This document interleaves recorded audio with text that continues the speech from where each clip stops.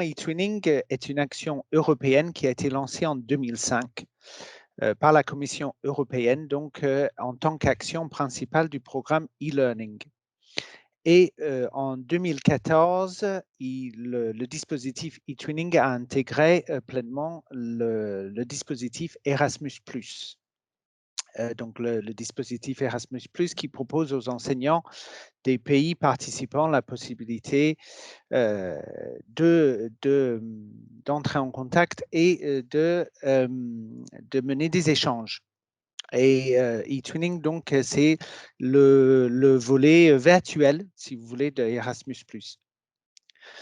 Donc, e-twinning, c'est un programme qui ne s'adresse pas uniquement aux enseignants de langue vivante, comme parfois beaucoup de gens le pensent. C'est vraiment pour tout le monde, donc des enseignants de la maternelle au lycée, et on peut faire un projet dans n'importe quelle discipline.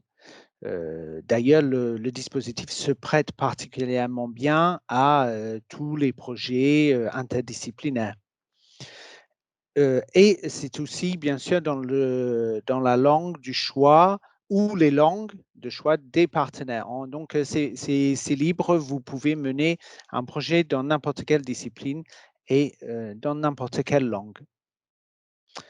Donc, vous voyez, e-twinning, c'est à ce jour plus de 900 enseignants inscrits en Europe, donc dans plus de 200 000 établissements, et avec plus de 120 000 projets à l'heure actuelle pour cette communauté de partage de pratiques.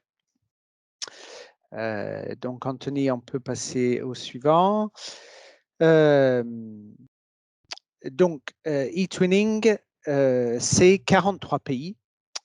Jusqu'en janvier 2021, nous étions 44 pays, mais avec la retraite du Royaume-Uni de l'Europe, malheureusement, nous ne sommes plus que 43.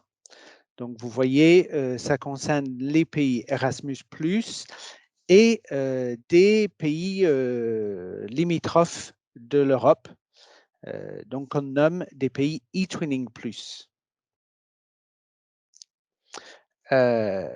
Il est possible donc d'inviter, il est possible d'inviter des enseignants des pays hors e-twinning et hors e-twinning+ à rejoindre un projet. Donc ça, il y a aussi une liberté de ce côté-là. Donc, par exemple, pour inviter un enseignant britannique dans un projet, c'est possible. Les deux fondateurs européens peuvent ensuite l'inviter à rejoindre le projet à partir du moment où donc, les deux fondateurs sont parmi les pays e-twinning.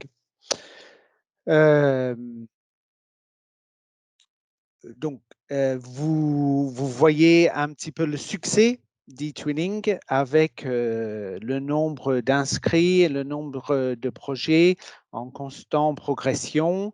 Alors, bien sûr, l'année 2020 pour tout le monde a été une année difficile et avec les conditions et la crise sanitaire que nous traversons, le nombre d'inscrits et de projets a baissé. Mais jusque-là, nous étions sur une forte croissance de projets et de nombre d'inscrits. Donc, vous voyez les chiffres tout en haut, c'est 21 375, donc c'est le nombre d'établissements, le nombre d'enseignants, donc plus de 65 000 enseignants en France, et le nombre de projets, donc plus de 26 000 projets en France. Je voulais juste vous dire un mot, j'ai oublié lors d'une des slides précédentes de vous dire que donc e-twinning, c'est une plateforme européenne qui est gérée par un bureau d'assistance situé à Bruxelles. Et ensuite, des bureaux dans chaque pays, il y a des bureaux d'assistance nationaux dont je fais partie. Donc, je fais partie avec Anthony du bureau français. Et nous, notre mission, c'est de fournir aux enseignants et aux établissements un accompagnement, des ressources et de la formation. Et donc, ce dispositif français est géré, donc fait partie du ministère de l'Éducation nationale et géré par le réseau Canopé. Donc, ensuite, vous voyez que, comme je vous disais précédemment, ce n'est pas un dispositif qui est réservé à un niveau en particulier. C'est très équilibré entre le nombre d'enseignants et le nombre de projets. Donc, premier degré, collège, lycée, vous voyez que c'est équilibré, ça intéresse les enseignants dans tous ces établissements. Petite remarque, je me permets Oui, d'intervenir, bien Steven, sûr, désolé Anthony, de ouais. t'interrompre. C'est les données qui datent de mai 2018, qui effectivement nécessiteraient peut-être d'être actualisées, mais en fait le ratio aujourd'hui, si on faisait l'extraction de nos bases de données, en l'occurrence pour la France, on retrouverait le même ratio, hein, grosso modo, c'est un tiers à chaque fois par niveau, et aussi bien pour les projets que pour les niveaux dans lesquels les enseignants enseignent, quoi. Donc, on a grosso modo toujours aux alentours de 30-35% en moyenne par niveau, quoi, que ce soit le premier degré ou collège ou lycée. Voilà. Et on voit aussi de très beaux projets qui sont interniveaux, donc des projets entre des établissements de premier degré et des établissements de second degré. Donc, comme je disais tout à l'heure, vraiment tout est possible dans votre projet.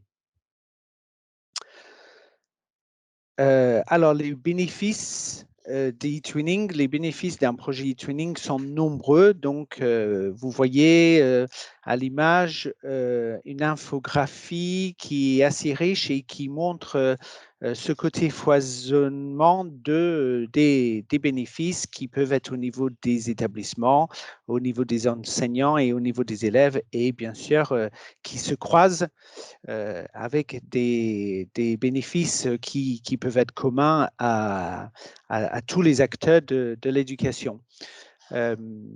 Sans rentrer dans le détail de cette infographie, on constate que les enseignants qui démarrent un projet e-twinning apprécient la possibilité de travailler autrement avec les élèves, donc de lancer des projets interdisciplinaires ou de bousculer un petit peu leurs habitudes d'enseignement.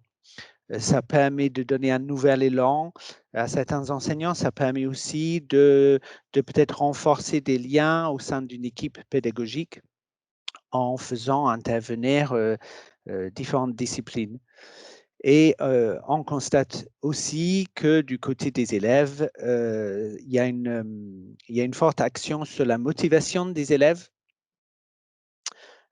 qui finalement retrouvent du sens dans l'apprentissage. Ils ne sont plus en train de travailler sur une matière scolaire, mais ils sont vraiment impliqués dans un projet. Avec ce côté, bien sûr, ouverture sur l'Europe et ouverture sur l'international, donc de découvrir l'autre, de comparer leur ville, leur situation, leur scolarité, leur passion et leur passe-temps. Bien sûr, ça permet une communication plus authentique. Quand on communique dans une langue étrangère, c'est devenu un outil et pas juste un objet d'étude.